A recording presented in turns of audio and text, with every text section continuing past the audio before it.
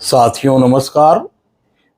Human rights watch, जो कि अमेरिकी बेस्ड अंतर्राष्ट्रीय मानव अधिकार संगठन है, के द्वारा भारत सरकार से मांग की गई है कि कथित विदेशी हत्या की साजिशों की जांच करे भारत। इस वीडियो में आज हम इसी विषय पर बात करेंगे। साथ ही भारत में अन्य मानवाधिकार उल्लंघन से संबंधित मामलों पर चर्चा करेंगे।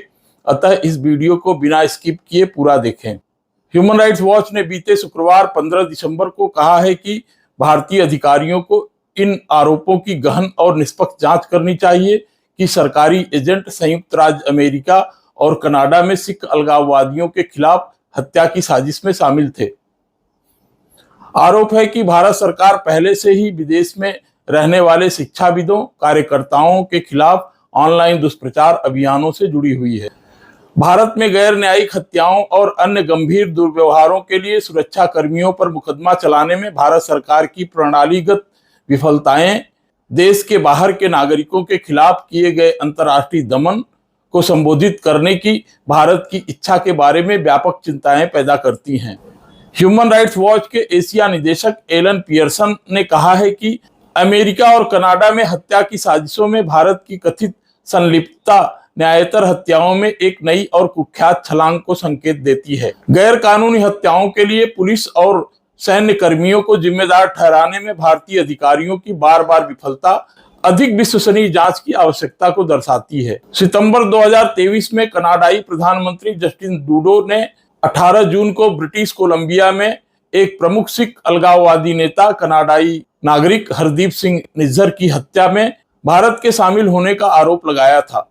जस्टिन ट्रूडो के आरोप को भारत सरकार ने बेतुका बताते हुए खारिज कर दिया था। 29 नवंबर को अमेरिकी अधिकारियों ने एक भारतीय नागरिक निखिल गुप्ता के खिलाफ आरोपों की घोषणा की, जिस पर उनका आरोप है कि उसे अमेरिका में एक सिख अलगाववादी नेता की हत्या की व्यवस्था करने के लिए एक अज्ञात भारत सरकार के अधिकारी द्वारा नियुक्त किया गया था। भारतीय अधिकारियों ने कहा कि ऐसी कार्रवाइयां सरकारी नीति के विपरीत थी और आरोप की जांच के लिए एक उच्चस्तरीय जांच समिति के गठन की बात की है। हालांकि हत्या की साजिश के अभियोग में साजिश के लक्षित लक्ष्य का नाम नहीं बताया गया है, लेकिन व्यापक रूप से बताया गया है कि यह अमेरिका स्थित सिख फॉर जस्टिस के जनरल वकील गुरपतवंत सिंह पन्नून थे। यह संगठन देश में अल्पसंख्यक धार्मिक समूह सिखों के लिए स्वतंत्र राष्ट्र खालिस्तान बनाने के लिए पंजाब राज्य को भारत से अलग करने की वकालत करता है। अभियोजकों के अनुसार कथित साजिश को अमेरिकी अधिकारियों ने विफल कर दिया। सार्वजनिक अभियोजन में भारत सरकार के अधिकारी को CC1 एक वरिष्ठ फील्ड अधिकारी के रूप में संदर्भित किया गया है, जिसके पास सुरक्षा प्रबंधन और खुफिया जिम्मेदारियां हैं।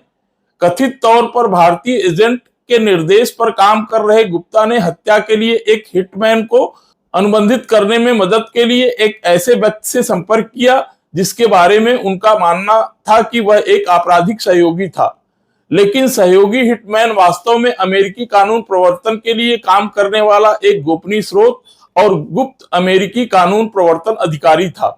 अभियोग में यह भी आरोप लगाया गया है कि गुप्ता कनाडा में निज्जर की हत्या से जुड़ा था। गुप्ता ने कथित तौर पर एक ऑडियो कॉल पर गुप्त अमेरिकी कानून प्रवर्तन अधिकारी को बताया कि निज्जर भी लक्ष्य था और हमारे पास अलग अलग बहुत सारे लक्ष्य हैं।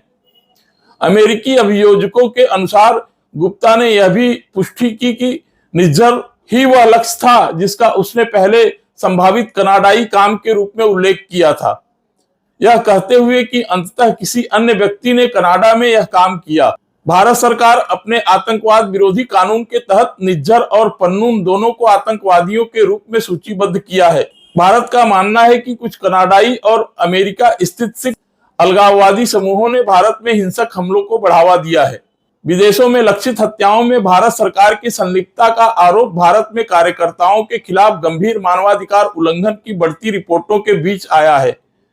भारतीय जनता पार्टी भाजपा के नेतृत्व वाली सरकार ने छापेमारी और मनमाने ढंग से गिरफ्तारियों के माध्यम से आलोचकों को डराने, धमकाने और उत्पीड़न का उपयोग करके असहमति को चुप कराने का प्रयास किया है, जिसमें कठोर कानून, गैर कानूनी गतिविधि रोकथाम अधिनियम और आतंकवाद विरोधी कानून का दुरुपयोग भी शामिल है। वाशिंगटन पोस्ट ने ऑनलाइन उत्पीड़न के बारे में आरोप लगाते हुए बताया कि भारतीय खुफिया एजेंसियों से जुड़े एक संगठन ने अमेरिकी सरकार के आंकड़ों, शोधकर्ताओं, मानवतावादी समूहों और भारतीय अमेरिकी अधिकार कार्यकर्ताओं को एक साजिश के हिस्से के रूप में चित्रित करने के लिए निराधार दावों के साथ तथ्य आधारित शोध को जोड़ा है, जिसका कथित तौर पर भारत को कमजोर करने के लिए इस्लामिक समूहों और अरबपति जॉर्ज सोरोस द्वारा वैश्विक नेतृत्व किया गया था। हिंदू राष्ट्रवाद को बढ़ावा देने वाली भाजपा सरकार की अतिराष्ट्रवादी विचारधारा ने धार्मिक अल्पसंख्यकों, विशेष रूप से मुसलमानों और ईसाइयों के खिलाफ हिंसा को बढ़ावा दिया है और प्रोत्साहित किया है।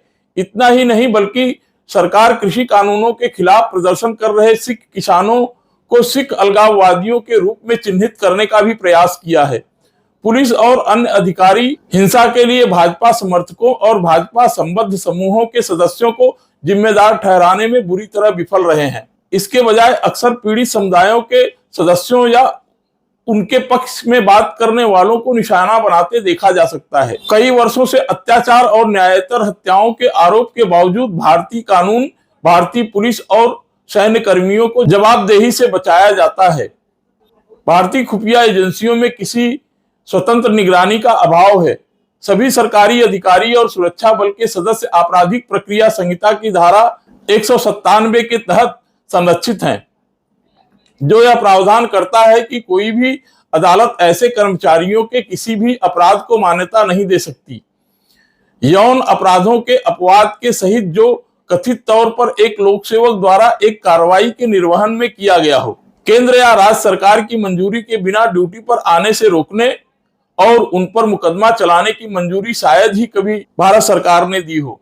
सशस्त्र बल विशेष शक्तियां अधिनियम, armed forces special power act, AFSPA के तहत आंतरिक रूप से तैनात होने पर सैनिकों को अतिरिक्त प्रतिरक्षा प्राप्त होती है। जम्मू कश्मीर और कई पूर्वोत्तर राज्यों में प्रभावी armed force special power act, AFSPA आतंकवाद विरोधी अभियानों में गिरफ्तार करने, गोली मारकर हत्या करने और संपत्ति पर कब्जा करने या नष्ट करने की व्यापक शक्तियां प्रदान करता है। भारत के सर्वोच्च न्यायालय ने कहा है कि सुरक्षा बलों द्वारा की गई सभी हत्याओं की जांच की जानी चाहिए और उन्हें प्रशिक्षित किया जाना चाहिए कि उनके द्वारा इस तरह के बल प्रयोग की अनुमति नहीं है।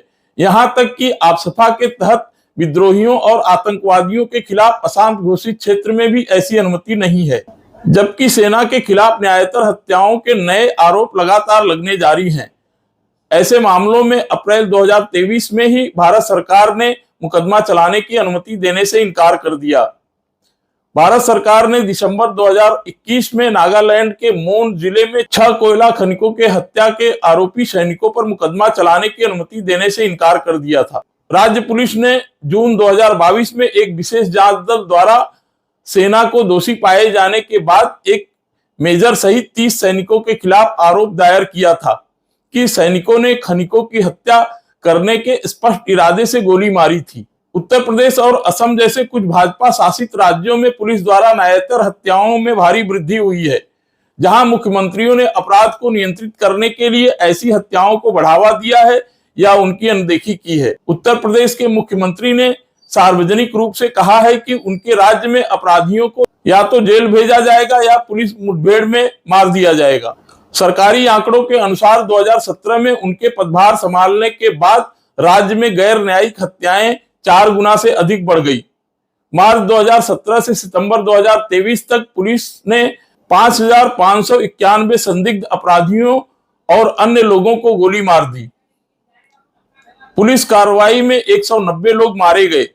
मई 2021 में भाजपा नेता हिमंत बिस्वा शर्मा के असम के मुख्यमंत्री बनने के बाद अपराध पर उनकी सरकार की जीरो टॉलरेंस नीति के कारण पुलिस हत्याओं में वृद्धि हुई। सितंबर 2021 तक पुलिस ने कथित न्यायेतर हत्याओं में 27 लोगों की हत्या कर दी थी और 40 अन्य को घायल कर दिया था। भारतीय अधिकारियों को देश और विदेश में कार्यकर्ताओं और असंतुष्टों को निशाना बनाना बंद करना चाहिए और इसके बजाय जीवन और स्वतंत्रता के अधिकारों, यातना से मुक्ति, अभिव्यक्ति की स्वतंत्रता, संघ और शांतिपूर्ण सभा और निष्पक्ष सुनवाई के अधिकार की रक्षा के लिए अंतर्राष्ट्रीय और संवैधानिक दायित्वों का निर्वहन करना चाहिए। भारत सरकार को देश और विदेश में गंभीर दुर्व्यवहारों की कथित संलिप्तता के जवाब में इनकार के बयान जारी करने के अलावा और भी बहुत कुछ करने की जरूरत है। भारत को अपने अधिकारियों द्वारा आलोचकों को चुप कराने, सुरक्षा बलों को दंड से मुक्ति सहित मानवाधिकारों के उल्लंघन की अनुमति देना बंद करना होगा। धन्यवाद।